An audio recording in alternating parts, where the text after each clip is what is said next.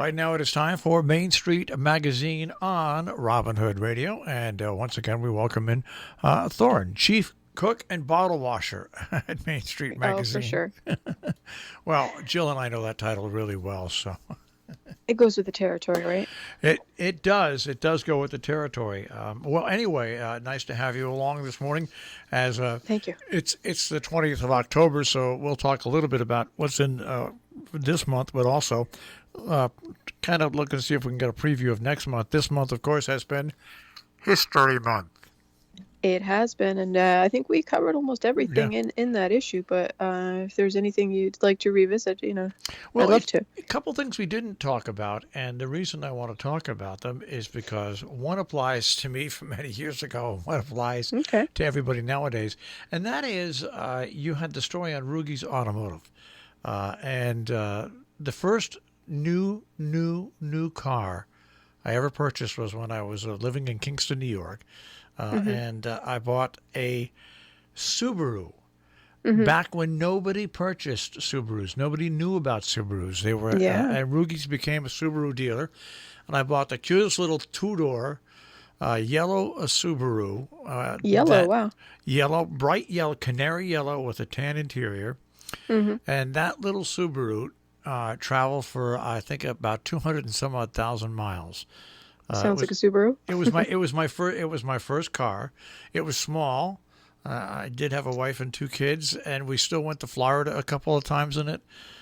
So I've just been familiar with Rugi's for a long time, and you know one of the things we didn't talk about is that they got the Multifamily Enterprise of the Year award.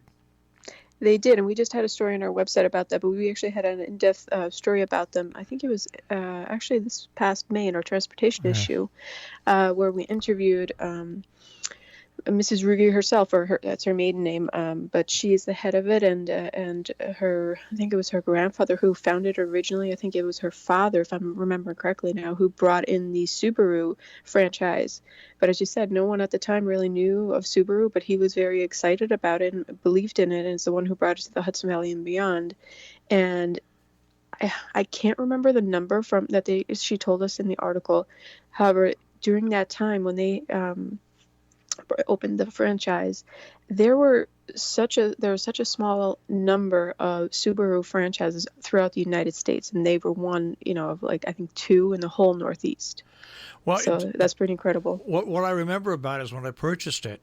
Back then, folks, this is funny because I was working in radio, and this is how long ago it was.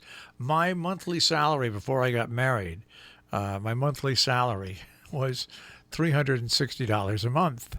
Oh my And goodness. I guess this was a long time ago.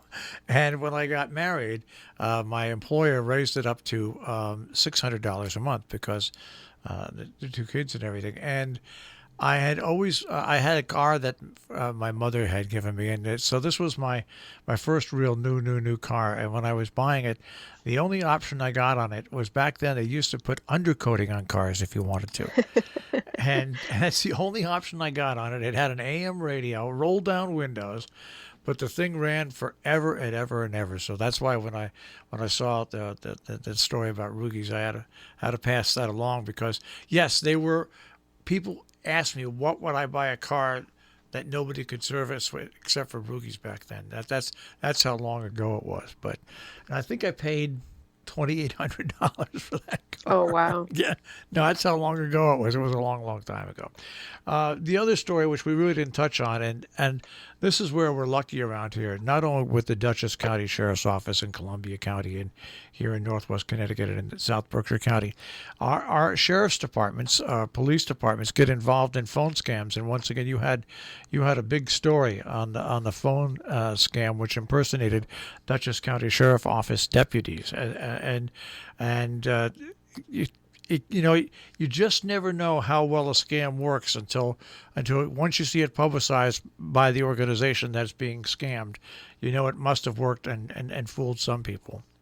Precisely, and I don't know if you've heard of it, but since February really, there has been an uptick in all types of scams with COVID and whatnot, and so this is here one locally that the Dutchess County Sheriff made us aware of, and so we had a online story with that just to let people know about it in case they get a phone call themselves, and the Dutchess County Sheriff's Department was kind enough to give us the information and give us a couple of quotes so that we could help spread the word about it. But it's kind of scary and it's upsetting too, especially some of the folks that they target, in these scams. And I don't know about you, but the amount of spam calls that one gets, and it's just ridiculous to think of the objective that some of these folks have, and that they're trying to scam innocent people and good people, and it's a very upsetting. So here's one locally, and the sheriff gave us a couple of points that folks can find on our website in the article to look out for, and what are the signs that it's a scam. All right, so now let us just take a brief look ahead what you've got planned for next month, some of the highlights that'll be coming up next month. So our November issue for the last, 5 years now, has been our art and design issue. So we are actually hopefully sending that to the printer today.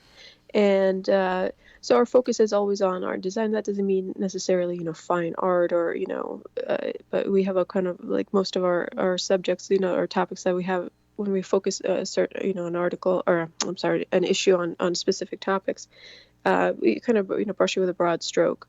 And so we kind of focus on things related to creativity and artsy things. And of course, our artist profile obviously is a shoe-in for that. But all of our articles somehow focus around the subject. And it's always been a fun issue and a creative one for obvious reasons. And, folks seem to like it, especially, our artsy community. So we're, as I said, I think we're going to press today if everything, if all the stars align. All right.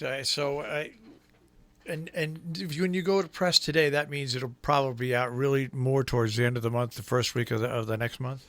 Yeah, our printer, she usually needs 7 to 10 business days to turn it around and get it to us, and then we need 2-3 days to get it out everywhere, because our distribution is obviously tri-state and about 30-mile radius of Millerton, I think it is now.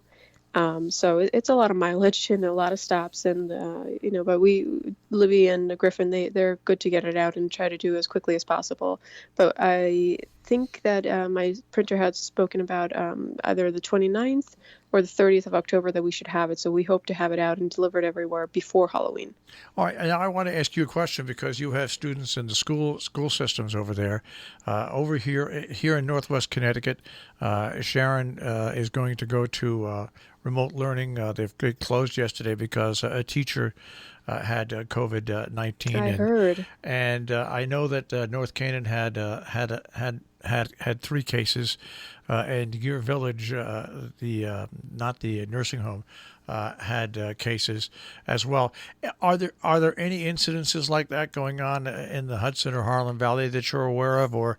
This came as a complete. Hotchkiss School even had some cases here. So, are things much calmer on the New York side of the border? It's funny. I got a press release on Friday from Sharon Hospital, as I'm sure you did as well, notifying us of clusters in Salisbury and Canaan. And then yesterday I was speaking with my proofreader who lives in Salisbury, and she has children in the school districts, over there. And she was telling me all about it and the number of cases. And it was a little shocking and alarming, and, that's hitting a little close to home. And when I told my husband last night, he was like, oh, well, we seem to be, knock on wood, nothing has happened so far over here. But as far as I know, there have been no school cases here. Taconic Hills is our school district here in Columbia County, and they have been opened fully from the start, as far as I know. And I have some friends who are teachers there, and they fully expected to be open for maybe a week or two, because how could you not? But they're still open, and I live in the Pine Plains School District, and they have started to bring in the little kids, the little guys, and are trying to open up. And, so far so good. I think they're up to the middle school is starting to go back maybe this week. And then my daughter, her babysitter is in the Millbrook district, and she has children down there, and they're trying to open up down there. We're starting with the little guys in early November. And she knows some folks in the Arlington district, and so everyone compares notes. But as far as everyone that I have talked to and the far that I know, and where I'm kind of located here in New York, I have heard of no cases, knock on wood. But It's who interesting, knows? yeah, because we give a lot of credit to the school district and they Oh, put yes. protocols into place and they catch these things right away, and all the work that was done over the course of the summer has paid off. But it's one of those things where everybody knew sooner or later there was going to be a bump in the road, and so far all the protocols have been put in place. So, and it appears that everybody is safe and sound, and the people that have it are now quarantined, and we'll see what happens. But it's going to be a story that pops up, of course, over the course of the winter here in our tri-state region. I mean, how can you not? With Yeah. cold and flu season coming up, I mean, 2 weeks ago I had a cold, and so of course you get paranoid and think it's something else. But it was just a really bad cold, and I was kind of sick for a day or two.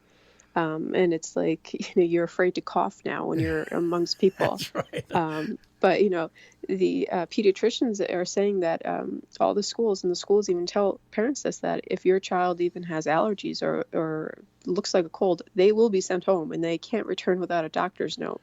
So there's going to be, I feel, a lot of, my personal opinion, a lot of chaos here come for the fall with just the regular run-of-the-mill cold and flu stuff. And I hope everyone is as healthy as possible, but it's we're humans, we get sick sometimes in the winter, and hopefully it's just a cold and nothing worse, but I hope just fear doesn't set in as well. I'm just glad I grew up in the generation where you were always told to wash your hands no matter what, because Yeah. if there's three simple rules to follow: a social distance, wear a mask if you're within 6 feet of somebody, and wash your darn hands.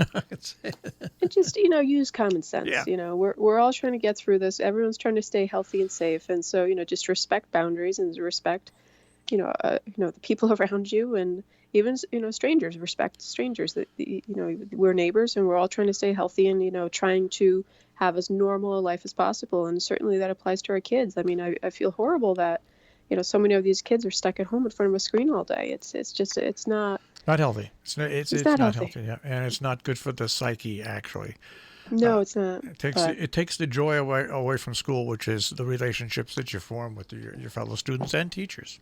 So. exactly. So they're in a tough spot, and we can do nothing but commend them for the job that they've done. Absolutely. Well, Main Street Magazine, of course, on the web, mainstreetmag.com, and still at newsstands. And the new issue will be coming out in the next couple of weeks. Thorin, we'll speak to you next week. Sounds terrific. Take Everyone care. stay healthy. You too. Bye-bye. Main Street Magazine on Robin Hood Radio. And once again, you can find Main Street Magazine on the web, mainstreetmag.com.